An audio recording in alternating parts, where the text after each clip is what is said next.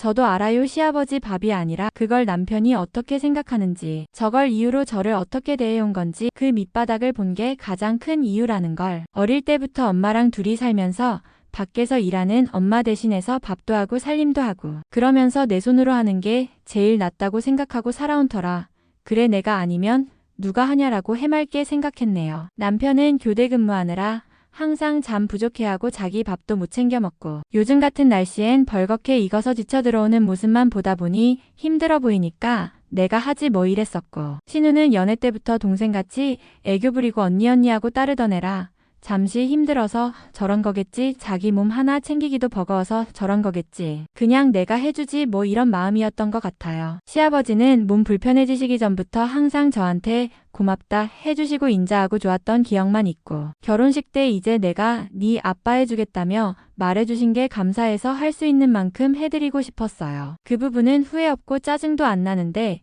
그걸 당연하게 받아들이는 남편이 너무 미웠어요. 챙김 받으시는 아버님은 항상 미안해 하시면서 항상 갈 때마다 너 힘드니까 내일은 오지 마라 하시고 몇 번은 제가 가기 전에 혼자 물 말아서 밥 드시고는 밥 먹었으니 안 와도 된다 한 적도 여러 번이네요. 손 쓰는 게 불편하신데 제가 청소라도 할라 치면 본인이 하신다고 나서시다가 넘어지고 물건 깨는 것도 여러 번이고 본인이 해줘야 하는데 자꾸 받아만 먹어서 미안하다 하고 자신이 아파서 네가 고생이라 미안하다 항상 고맙다고 해주시니 그건 화도 안 났어요. 오히려 하나라도 더 해드리고 싶었고 근데 밖에서 그렇게 우당탕거려도 내다보지도 않고 알아서 치우라는 듯이 문 앞에 술병만 내놓고 어느 순간부터 문까지 잠그고 술 취해서 자는 시누이가 꼴보기 싫어지더라고요. 술에 안 취해 있을 때는 핸드폰 붙들고 누워만 있고 거기에 대한 불만도 계속 쌓여갔고 몇 번 웃으면서 좋게 얘기해도 제 말은 안 듣길래 남편한테 뭐라고 얘기 좀 하라 했더니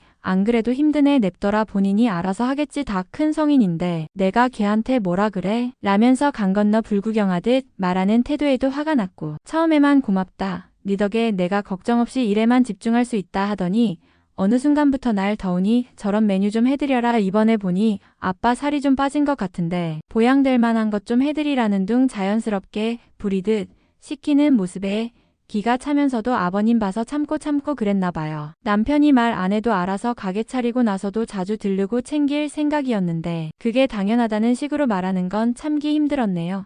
아마 남편이 제 마음 알아주고 고맙다 해줬으면 죽을 때까지 호구노릇 했을 거예요. 짐 싸들고 나가봐야 갈 데도 없는데 다음 날은 들어오겠지 싶었는지 이틀 동안 연락 한 통 없더니 이틀 뒤에서야 실종신고하러 간다고 문자만 오대요. 그게 더 화가 났어요. 우린 그냥 사실혼이라 신고도 안 될 텐데 어디냐조차도 묻지 않고 다짜고짜 실종신고한다며 겁주고 경고하는 듯한 고압적인 태도. 미안하다고 빌었으면 들어갈까 말까 고민했을지도 모르겠어요. 근데 사과는커녕 저렇게 무시하듯 말하는 거 보니까 진짜 저 사람의 본 모습이 저거였구나. 내가 이런 취급을 사랑이라고 믿고 살았구나 싶어서 흔들릴까봐 조금이나마 걱정했던 게 멍청했구나 싶어서 슬프네요. 왜 연애하는 내내 결혼 생활하는 기간 동안 이런 남자인 걸 몰랐을까 하는 후회도 하고 내가 진작에 못하겠다, 안 하겠다, 손 떼버렸어야 했는데 라고 자책도 하고 그 와중에도 아버님 밥 걱정되는 제가 미워서 화도 나고 그랬어요. 엄마랑 같이 살던 집을 보험금 나온 걸로 빚 갚고 내놨는데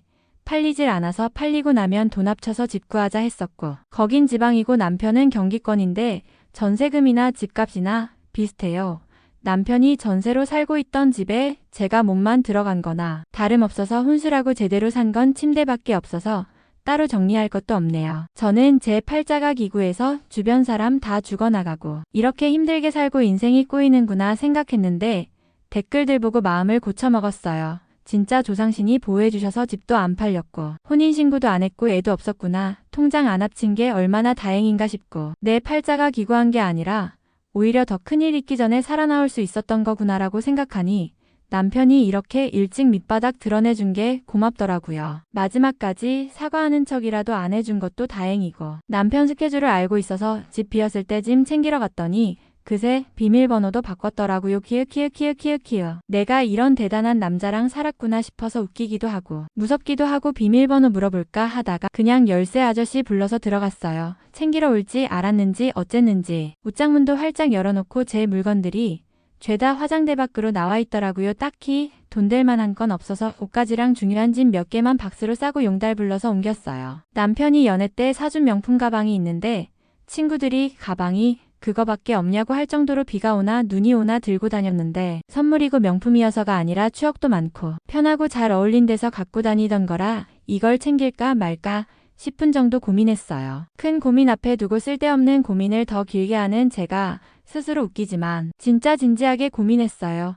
그냥 매장 가서 사도 되는 가방인데 말이에요. 결국은 안 가져왔어요. 더 좋은 가방, 더 잘 어울리는 가방으로 새로 사야지 새 사람이 되고 새 인생을 살게 되는 거라고 생각하면서요. 그 가방에 남편과의 추억도 미련도 후회도 다 담아두고 왔어요. 연애 때 국내 여행을 자주 다녔는데 그때 되게 좋았던 기억이 있는 도시가 있는데 방 뒤지다 보니 거기가 생각나서 찾아봤더니 싸고 좋은 집이 있어서 방도 계약했어요. 그냥 여기서 하늘도 보고 구름도 보고 멘탈 재정비나 하면서 몇 달 쉬어보려고요. 짐 옮겨놓고 헤어지자 이제 그만하자고 서류 정리할 것도 없으니 내 집만 갖고 사라져주겠다 하니 뭔 니은 무슨 니은 소리를 그냥 내뱉네요. 연애할 땐 앞에 차가 끼어들어도 욕 한 번 안 하고 화도 안 내던 사람이었는데 말이죠. 몇 년간 내가 알던 이 남자는 누구였을까 싶어서 잠깐 현타 왔는데 그러고 조금 있다가 아버님이 전화 오더라고요. 받을까 말까 하다 받았더니 미안하다고 우시네요. 고생시켜서 미안하다고 얘기 들었다고 한참 우시다가 고마웠다면서 행복하라고 너는 행복할 자격이 있다고 해주시는데 같이 한참을 울었어요. 옆에서 신우가 뭐라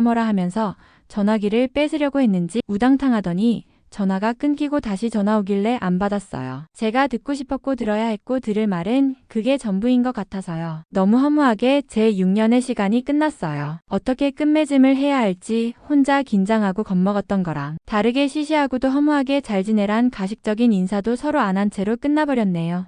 욕만 들었죠 뭐. 아주 나중에는 이런 끝이 후회될지 모르겠지만 적어도 지금은 후련하네요. 남편이 그날 저한테 했던 정떨어지는 멘트보다 그 뒤에 보여준 행동들이 더 정떨어져서 미련으로 청승 떨며 울 것 같진 않아서 그건 다행인 것 같아요. 400개가 넘는 댓글들 잔뜩 캡처해뒀어요.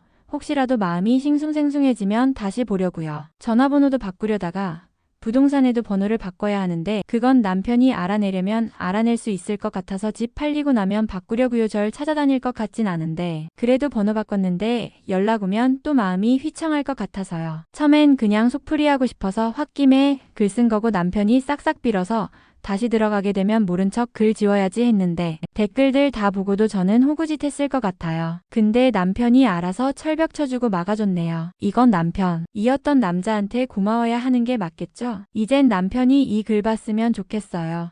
제가 지한테 얼마나 정 떨어졌는지 알았으면 좋겠고 댓글들 보면서 본인이 얼마나 나쁜 놈인지 깨닫고 뼈아픈 댓글들에 조금이라도 상처받았으면 좋겠어요. 저는 행복할 거고 행복할 거예요. 행복하려고 노력할 거고 혼자서 잘 살 거예요. 처음엔 내 스스로가 도망치는 거라고 생각했고 비겁한 게 아닐까 생각했는데 그냥 내 몸에 묶인 족쇄를 자르고 내 발로 걸어 나온 거더라고요. 한번 탈출한 토끼는 다신 케이지로 안 돌아가겠죠.